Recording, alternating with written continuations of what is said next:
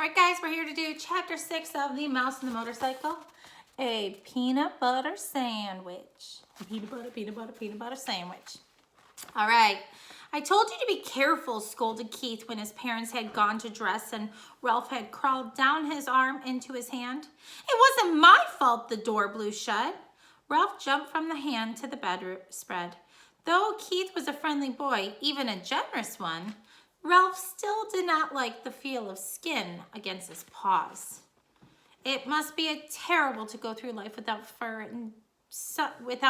and such a nuisance, having to wear clothes that had to be washed and drip dried. Ralph knew all about drip drying. Many were the drops of water from shirts and slips that he had dodged going in and out of his mouse hole. You didn't have to stay out so long, Keith pointed out as he began to dress. What's the use of having a motorcycle if you can't go tearing around staying out late? Ralph asked reasonably. You don't have a motorcycle, said Keith. I let you use mine. And you better be careful. I like that motorcycle and I don't want anything to happen to it. I'll take care of it, promised Ralph, somewhat chastened. I don't want anything to happen to it either. It's going to be harder to get a chance to ride it now that my mother has seen you, said Keith. She's a terribly good housekeeper, and she's sure to complain to the management. Speaking of breakfast, you people are too tidy, complained Ralph. I'm not getting enough to eat around here. You don't leave any crumbs. I never thought of it, said Keith. What would you like to eat? Ralph was astounded. This was the first time in his life anyone had asked what he would like to eat. It had always been a question of what he could get his paws on. You mean I have a choice? He asked, incredulous. Sure, said the boy. All I have to do is order it, and when we go down to breakfast, and then bring you some. Order it when we go down to breakfast and bring you some.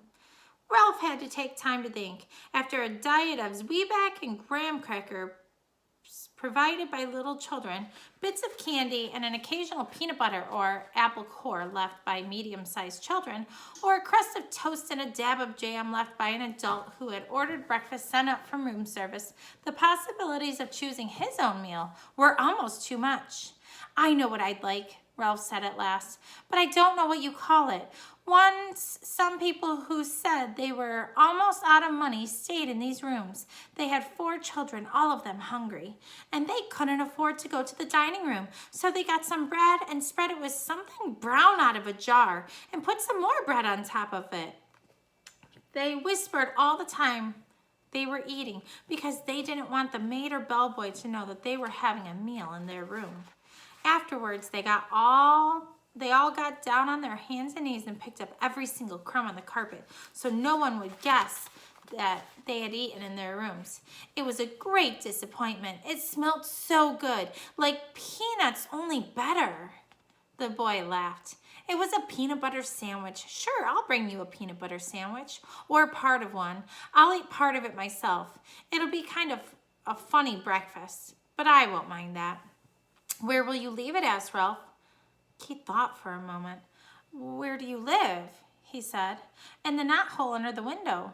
No kidding, Keith laughed. That's all I poked my finger in last night. I'll say you did, said Ralph. Scared me out of a year's growth.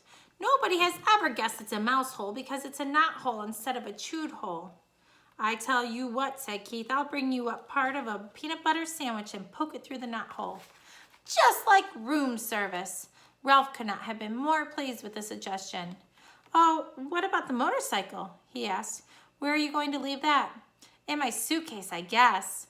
Oh, come on, pleaded Ralph. Have a heart. Leave it someplace where I can get it while you're out during the day. You're supposed to be in your mouse hole asleep, not riding around in the daylight where people can see you. Well, gee whiz, can't a fellow even look at it? Asked Ralph. I bet you like to look at big motorcycles yourself.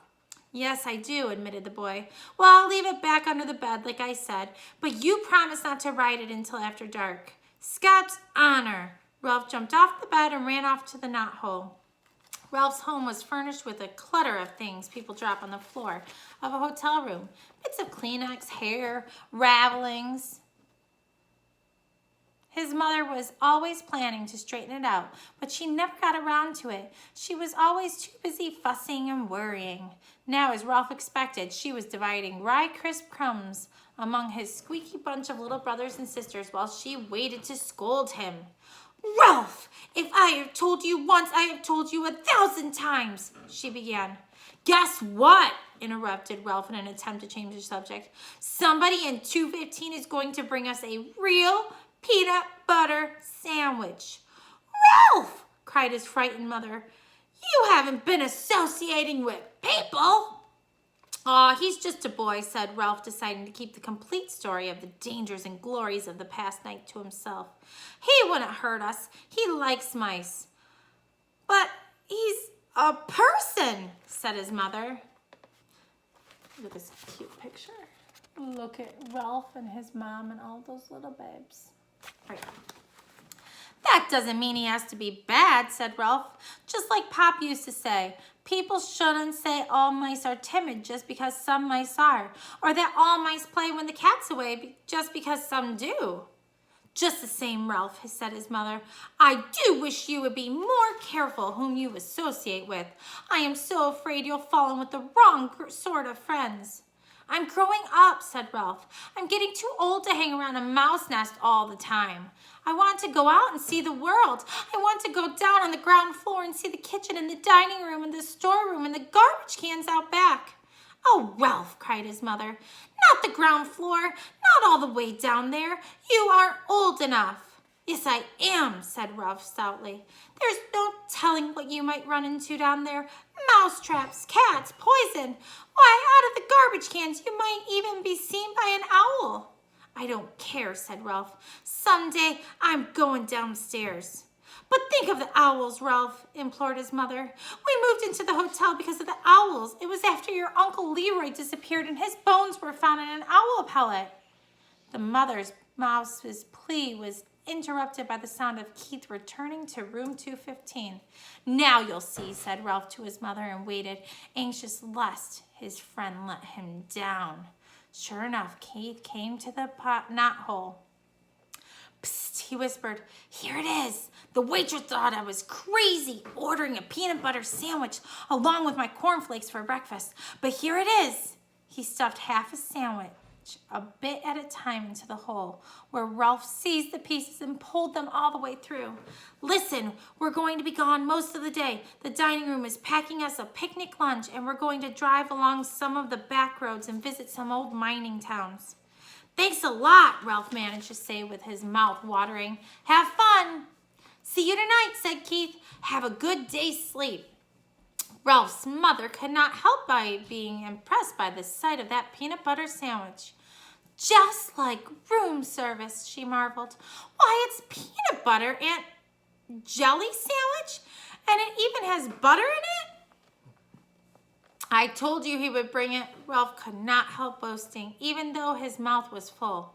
After sharing his feast with his squeaky little brothers and sisters, all of whom had trouble with peanut butter sticking to their teeth, Ralph curled up on a heap of shredded Kleenex and took a good long nap. When he awoke refreshed, his first thought was of the motorcycle. He wondered if Keith really had remembered to leave it under the bed. He yawned and stretched and left by the way of the keyhole. Room 215 was just as Ralph had last seen it. The bed had not been made, and there were no fresh towels by the wash basin. Ralph ducked under the sheets and blankets that had tumbled off one side of the bed, and there in the dim light he caught the gleam of the chromium exhaust pipes. Keith had trusted him after all. He walked across the carpet and took hold of the hand grips once more. They felt just right in his paws, and he longed to be off, speeding around the threadbare spots on the carpet. But a promise is a promise. Keith had kept his promise about the peanut butter sandwich.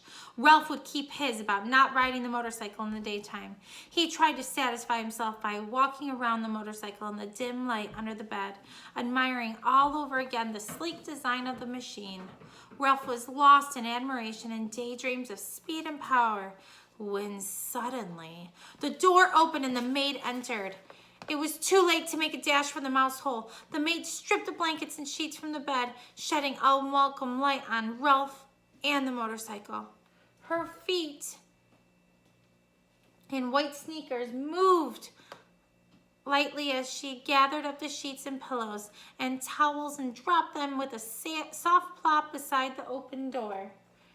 The next thing Ralph knew, he was hearing familiar and dreaded footsteps coming down the hall, steps he had learned to fear when he was a tiny mouse. It was the head housekeeper, the woman who was in charge of all the maids in the hotel. He recognized her steps and he recognized her shoes, stout, sensible black Oxfords. Nothing was ever clean enough for the head housekeeper, and Ralph's whole family lived in dread lest she discovers their mouse hole. Now he held his breath, hoping she would go on down the hall, but no. She stepped into room 215. "Good morning, Marjorie," the housekeeper spoke crisp to the maid. "Be sure you clean 215 and 216 very thoroughly this morning. There has been a complaint from the guests. They suspect mice." "Yes, ma'am," said the maid. "Look behind all the drawers," continued the housekeeper, "and in the corners of the closets. Please report any evidence of mice, and be sure you vacuum under the beds. You have been getting careless lately."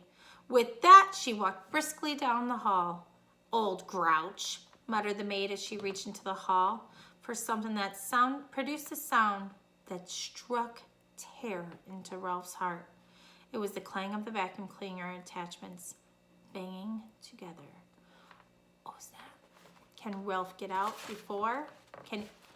Oh my gosh, who knows?